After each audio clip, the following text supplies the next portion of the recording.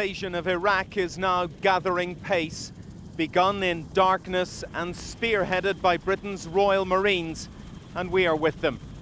Laden with arms and ammunition weighing 13 stone, they moved forward through the night across the desert. The time for rhetoric and rehearsal over. This now a time for war. They attacked from two sides. Away to the east, many hundreds of men moved towards the US helicopters that would take them in on one of the war's riskiest missions and the first to secure the oil fields of southern Iraq before Saddam Hussein blew them up, as he had done before in Kuwait. The Marines' defining moment began in a swirl of rotary blades and sand. This, the biggest helicopter assault in decades. Wave after wave, transporting the men, dozens more attacking the Iraqis to the north. Not since Vietnam has any war witnessed a sight like this. Then, just before 3 in the morning, as we and the men of 4-2 Commando waited in gas masks to go in, a setback.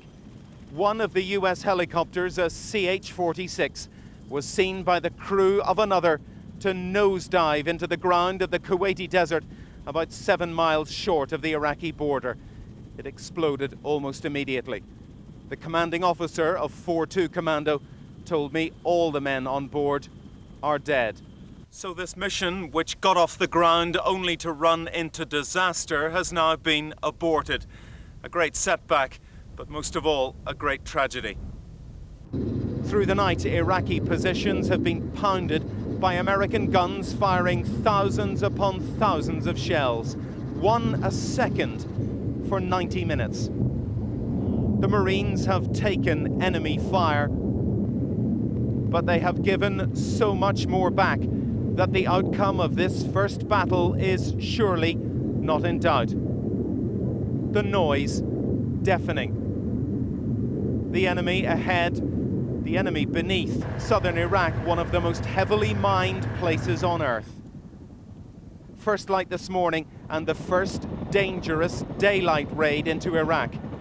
The US helicopter crews had withdrawn. Exactly why, we don't know. They were replaced by RAF Puma and Chinook helicopters. These Marines now desperate to get in and reinforce the coast of southern Iraq. The crash and the casualties has given this attack an extra edge and urgency. We know there are Marines inside Iraq under fire, but these men have been unable to do anything about it until now. Now, after a delay of almost 6 hours, they and we are about to go into Iraq in a massive second wave. On board the helicopter, an electric atmosphere. These men pumped up by Iraq's Scud attacks in the desert and by news of intense fighting. They were ready to hit back hard. We have just this second crossed over the border into Iraq. We'll be landing at our target in about 10 minutes' time. Iraq's anti-aircraft artillery have been blazing this morning. We'll soon see if they fire at us. Into Iraq, and a smell of sweat, excitement and fear as the first attack in broad daylight begins. Bill Neely, ITV News, with 4-2 Commando Royal Marines in southern Iraq. A long night in the sand for the men of 4-2 Commando Royal Marines, sombered and saddened by the death of 8 of their comrades and friends, killed on the first helicopter of this mission, bound for Iraq. An American CH-46 crashed in the desert. RAF Chinooks and Pumas have now taken over the perilous task of flying Marine commandos to the Al-Faw Peninsula, their task to stop Saddam burning oil fields. I travelled with them on the first wave of British helicopters. Across the border, low over the mudflats, under Iraqi radar. Coastline pitted with shell holes, evidence of heavy Allied artillery bombardment we heard last night. Oil installations already smoking on the horizon. Touchdown in Iraq. The commando's first task to secure the landing area. As these Royal Marine commandos take up defensive positions to hold this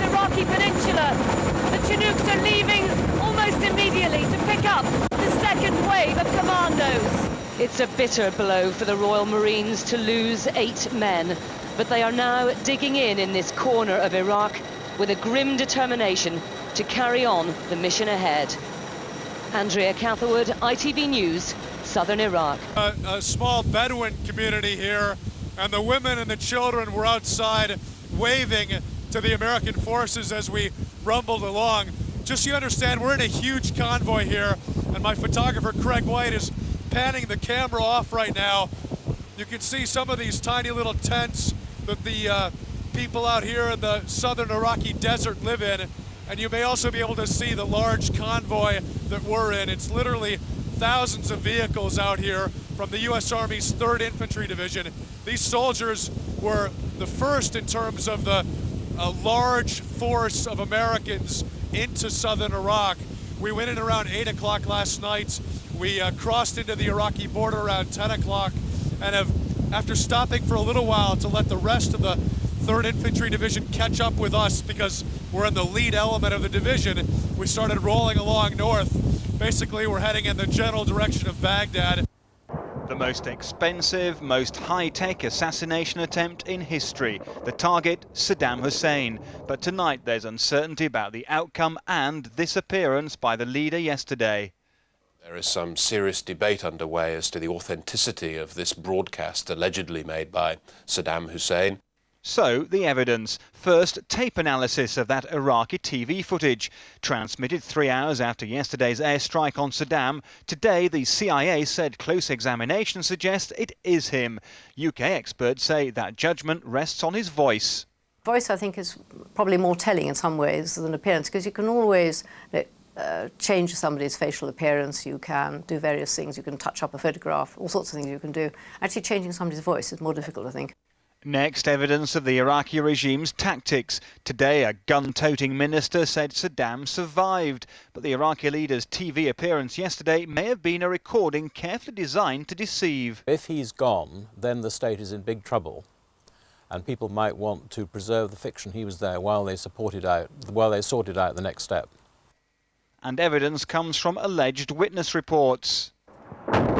Blast that hit Saddam, according to one US TV network, which today said he'd been seen on a stretcher. Some experts say that could be Allied propaganda. The probable impact of the rumours is that it will add to the anxiety felt by the Iraqi people. It will boost the morale of the coalition forces.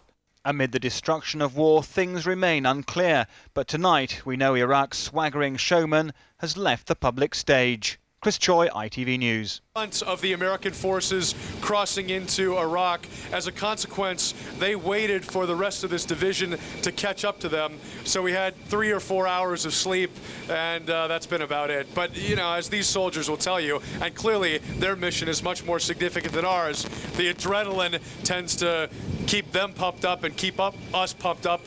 They're drinking a lot of coffee. One after another, tornadoes heading into Iraq. This evening's activity here at Ali Al Salem stepped up again, a clear indication that the air war has begun in earnest. Though details of these strike missions are limited, all of these tornadoes are heading for areas in and around Baghdad. There is an awful lot riding on this because their purpose is to pave the way to allow the bombers to move in. It's the start of a major offensive. The commander on the ground warned it would be the biggest few days in the history of tornadoes.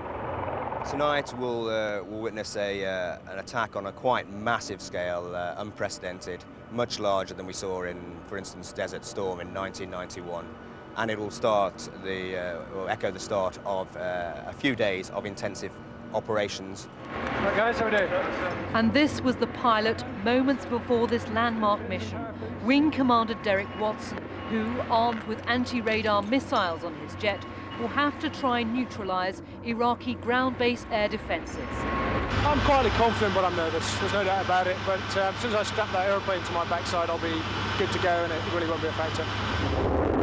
For everyone here, this is going to be a long and anxious night. The events in the coming days could shape the pace of the air campaign.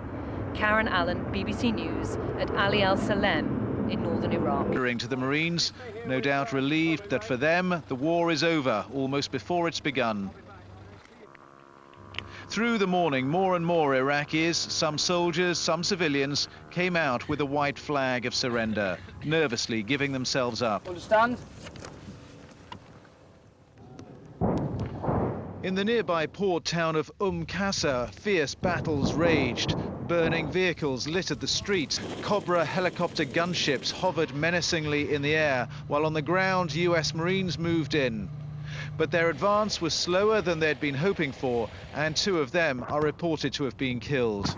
Even so, the Marines raised the stars and stripes, but this was controversial. It made them look like a conquering army, and later they took it down again. Meanwhile, hundreds more British troops have been pouring into Iraq today. Combat engineers digging through the berms that mark the crossing from Kuwait. Welcome to Iraq, says a new sign on the border, courtesy of the British Army. These are the famous Desert Rats of 7th Armoured Brigade, now joining the invasion force. British heavy armour moving in to back up the American-led advance. Bearing mission into southern Iraq. That is about a quarter of a mile, so it's about half a mile. RAF helicopter crews hold a meeting in the sand. This is a fast-moving war, and today they were playing a crucial role in ensuring it stays that way. Royal Marines were being rushed to the Al Fal Peninsula, the troops apprehensive, aware that several members of their unit had been killed just a few hours earlier when an American helicopter crashed on its way to the same Iraqi target. We flew with the Marines passing over the crash site, a somber reminder to all of us on board of just how vulnerable helicopters can be when in hostile territory. In the distance, we saw oil fields supposedly set on fire on Saddam Hussein's orders. It's important to get these troops there quickly to prevent further destruction. Only helicopters can do it, according to the mission commander. We have specific talents that obviously some people have chosen to use, so we'll just go and do what we have to do. And one RAF pilot told me he has a special reason for making sure the troops feel comfortable in helicopters. His brother was one of the Marines flown into combat today. He's a very professional guy. I think I am. We're both doing our bit, and we're both training quite a long time for it. Tonight, the RAF's helicopters are flying again, the crews using night vision equipment, adamant that victory will be much slower coming without their skills. Jonathan Charles, BBC News, Southern Iraq. Once inside Iraq today, British Army engineers made their point. At Qasr, Iraq's main port, American and British troops had a fight on their hands, what the Americans termed sporadic resistance. The region, now in American and British hands, is the vital approach to Basra, Iraq's 3rd city. The Americans are hoping to have all the South's oil fields in their hands by dawn tomorrow. American and British planes over the last few weeks have requested turning their tank turrets back, putting their vehicles on the sides of the roads. Others, we were talking to one Royal Engineer who'd just come back from having laid the bridge for the Americans to go across, said that he saw some Iraqi soldiers in a T-55 Soviet tank looking at a Challenger tank across the border, and they simply got out of their tank and ran.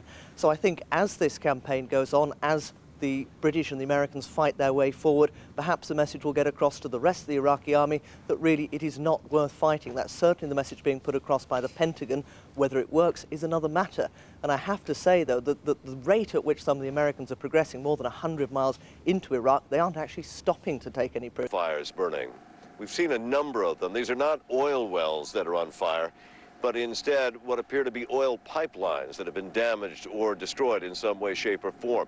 Keep in mind, this whole region down here is so rich with oil processing that the oil pipelines literally crisscross around like a spider's web. It's unclear whether these pipelines were damaged intentionally or maybe it was just part of the aftermath of the bombing campaign and the fighting that took place here, especially yesterday. The fires, for the most part, are billowing and burning out of control. They're not a major environmental or economic impact. They are simply part of the background here. For the Marines that are taking control of the oil fields in the southern part of Iraq, their primary concern is making sure that the oil facilities are under control, that there are no enemy forces as they view Iraqi soldiers here in the region. and that dealing with those oil fires is secondary on their list. We are told that oil firefighting experts are being brought in, and those that are experts in the oil industry in general will be coming into this region to help supervise the revival of Iraq's oil industry. Literally paved the way for U.S. Marines to burst through into southern Iraq. At two separate sites, approximately 4 kilometers apart, the squadron used huge armored tractors to breach a 4-meter-high sand embankment. It then deployed massive bridging equipment mounted on tanks to cross a 12-meter trench. The job took 3 hours and enabled several hundred Marines from the 15th Marine Expeditionary Unit to cross into an area southwest of Basra from Kuwait. Major John Acornley commanded the squadron's operations. I'm delighted with the operation. It was a resounding success and, most importantly, was achieved without any casualties. A job well done. His men are certainly proud of this achievement, erecting signs to mark their passing at both breach sites. During the operation, British soldiers reported hearing shouts from the Iraqi side of the border, but incoming artillery rounds cut short what may have been an attempt at surrender. Coalition forces had earlier mounted operations to eliminate Iraqi positions along this section of the border. Combat engineering may not be the most glamorous kind of soldiering, but the launch of the Allied land invasion of Iraq could not have been achieved without the men and the machines of 2-6 Squadron. Diana Muriel, CNN, Southern Iraq.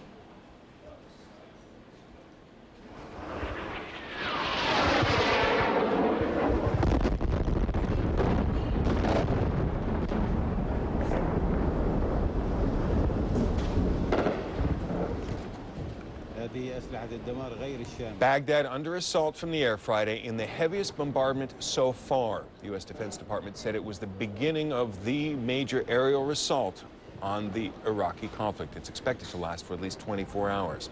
Fires have been raging in Baghdad, including one at the sprawling Republican Palace complex in the downtown area.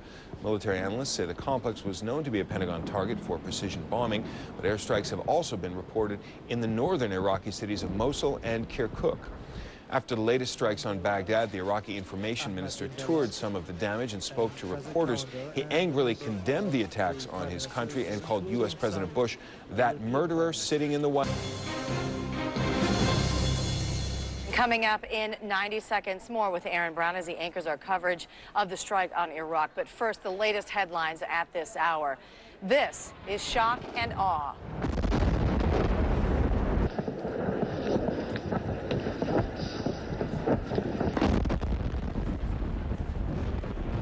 It began 6 hours ago, the bombs falling in waves of varying intensity. After a lull, there have been new strikes on the outskirts of Baghdad within the past hour. In these initial stages, the Pentagon said it expects to slam Baghdad as well as 2 northern cities with some 1,500 cruise missiles, smart bombs, and other weaponry. They're being fired by jets over Iraq as well as the naval forces surrounding the country.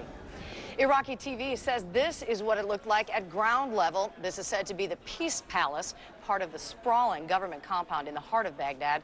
Iraqi officials also said one of yesterday's strikes hit the home of Iraqi President Saddam Hussein, but reported no casualties.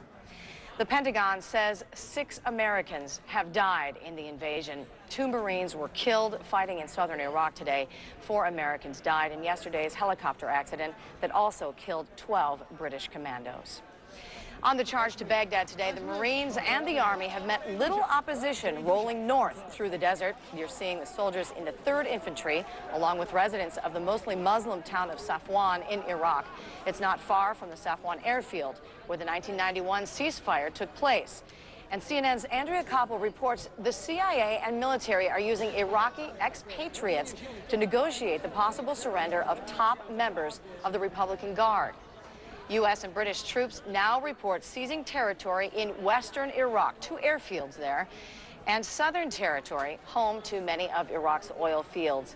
The charge north is now just about halfway to Baghdad. In the north, a new complication, though. CNN has learned that Turkish soldiers have gone into Iraq against U.S. wishes.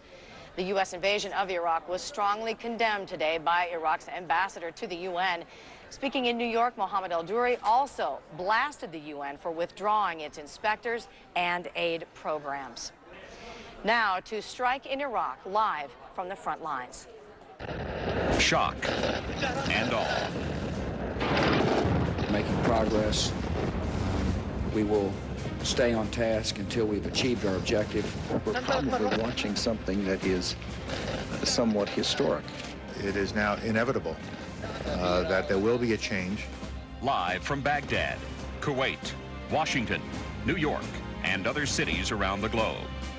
The strategy, the results, the reaction in the streets, and the sacrifice of war. This really makes the war more personal this way.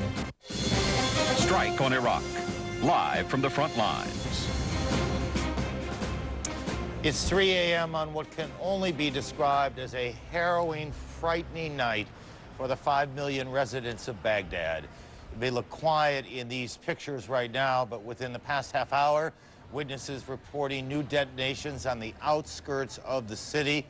Tonight in Baghdad, there is no such thing as peace. Earlier, a city skyline was transformed by war, modern warfare. The opening phase of a massive bombing campaign on targets all across the country of Iraq. The ones we see best are, of course, the ones in Baghdad where our cameras are. The bombs continue to fall. U.S. ground forces continue to push farther into the country. So far, they have faced little resistance, but little is not the same as none. There have been American casualties. As we said, if you are just getting home, you haven't seen these scenes before, we'll show you what went down from the sky, quite literally what came down, rained down from the sky as it came down in just a few minutes. Good evening again, everyone. It's good to be with you again for another long night of our special coverage of Strike on Iraq, live from the front line. Brown at the CNN Center in Atlanta. We'll be joined over the next couple of hours from Kuwait by our friend and colleague, CNN's Wolf Blitzer. And Wolf, we'll start with you tonight. It's good to see you. Thank you very much, Aaron. The Pentagon is calling this A-Day, the opening day of an aerial bombing campaign designed to shock and awe the Iraqi leadership. It was just amazing. Before we go any further, we want our viewers to see what exactly happened almost exactly 6 hours ago, shortly after dark in this.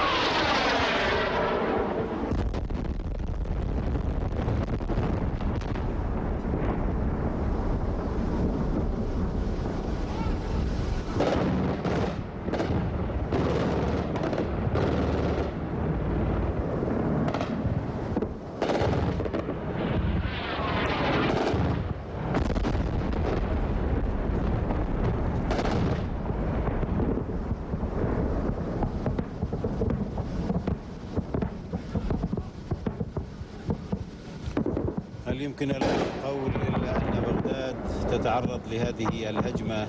بغداد تحترق؟ ماذا يمكن أن نقول؟